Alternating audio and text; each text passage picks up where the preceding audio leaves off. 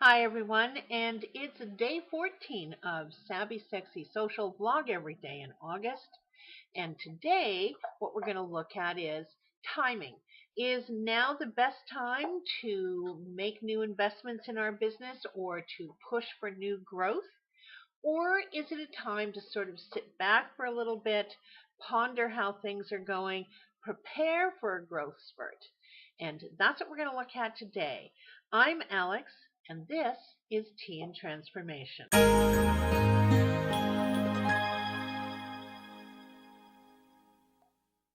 Okay, everyone. So, let's take a look at timing. That's always an important thing is what is the market saying? When's the best time to jump in? When's the time to get out? What's happening? Have we looked at this year over last year? Is there a last year to look over? Where are we getting our sales metrics from? How can we make those decisions? And not only how can we make those decisions based on hard numbers, but what is our intuition telling us as well? Because sometimes what we know in our bones is more important than what the numbers are saying. So let's take a look at that. The card that I pulled today is the Queen of Cups. So we're talking about a court card here. That means that we're talking about a fairly well-developed sense around our businesses.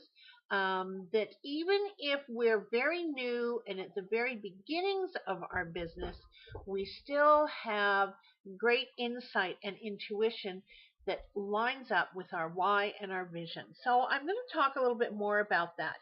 So the Queen of Cups, one of the first things that the Queen of Cups does bring to us is that we want to be in control of our emotions. So in that respect, what happens is, and if you think about it, I'm sure you'll find that this is kind of reasonably true, is when we're in a situation or when we're faced with something new, our emotional response is about 30 times faster than our brain kicking in. And so oftentimes when we make snap judgments and snap decisions, we're basing those decisions on our emotional response to a situation and perhaps not our logical response. Now, not everything in business has to be left brain.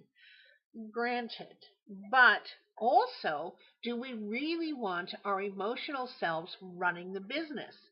And it's like, so I guess if you think about your business like a car, who's in the driver's seat, who's in the trunk, who's in the back seat, and who's trying to be the driver who's sitting in the front passenger seat? You can assign those kind of roles around to sort of decide who's in charge and who's charting the course of the direction. Because there's many selves within us that come into play here. There's our logical self, there's our emotional self, there's our spiritual self. And if we're again looking at triple bottom line, which is profits, people, and planet, and the whole concept of right livelihood, those other softer sort of right brain aspects do come into play here.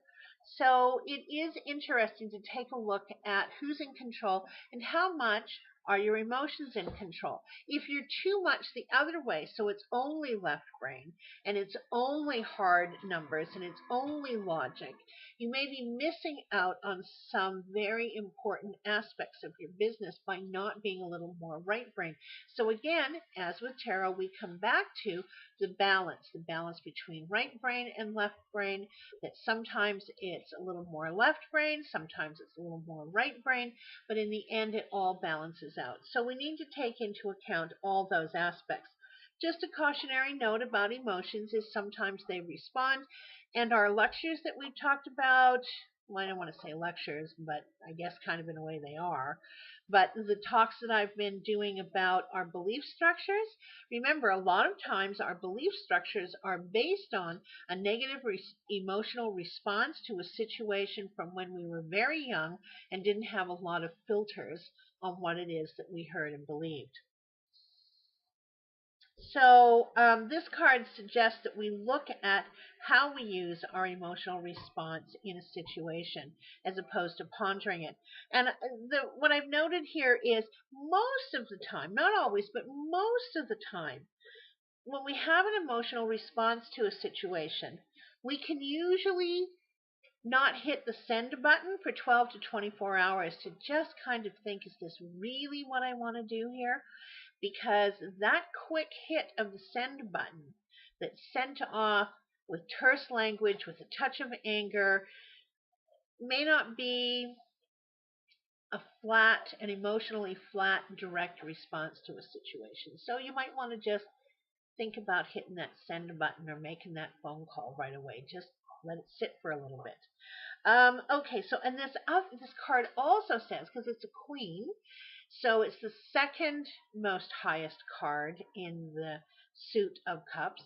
We're working at a fairly high level here, and this card also says that we're mature enough as individuals to bring to our business that we know not everything matters to the same degree. Like there is some things that are more important, there are some things that are not as important, and that we're mature enough to be able to make those decisions from a balanced perspective of both right and left brain, right? So we are able to discern and prioritize the demands on our time and on our planning, and just to sort of like we're in a place where we can make those decisions from a comfortable place, a place of ease in our decision making and in our maturity. So, and again, I think we always make better decisions when we're coming from a place of ease as opposed to being uptight, edgy, hard, that kind of feeling that goes around in your business. Something to think about, and I'd be very interested in your thoughts and responses about that. Now, I haven't really done kind of like a predictive timeline thing, but today I am. This card also is indicating that it is now not a good time for new investments or to be attempting to push for new growth. And it's kind of going to be stalled like that till about the end of September. What to do in the meantime? What to do in the meantime is to plan for a major growth spurt at the end of September, beginning of October. So there is going to be some natural just sort of growth happening, but this is very specific about not setting into place new investments or setting into place new plans for new growth. Or if you've been considering a new income stream, you might want to just hold off on that. Get your ducks all in a row, as we say, but don't pull the trigger until the end of September. And you might want to mark that on your calendar, because we'll be through Vlog Every Day in August by then.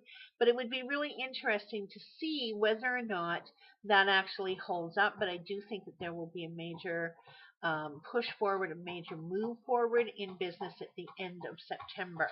And so that's kind of really all I have to say today of our getting together here.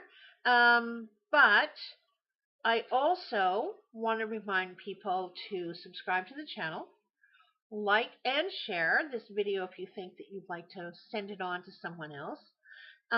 Always interested in your comments, always interested in suggestions. Notice I think the lighting's a little better today.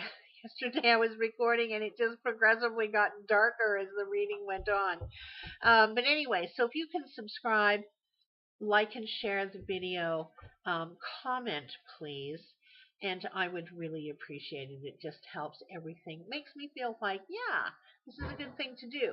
So anyways, I'm Alex. This is Tea and Transformation. It's Savvy Sexy Social. Vlog Every Day in August, day 14. We are halfway through the month.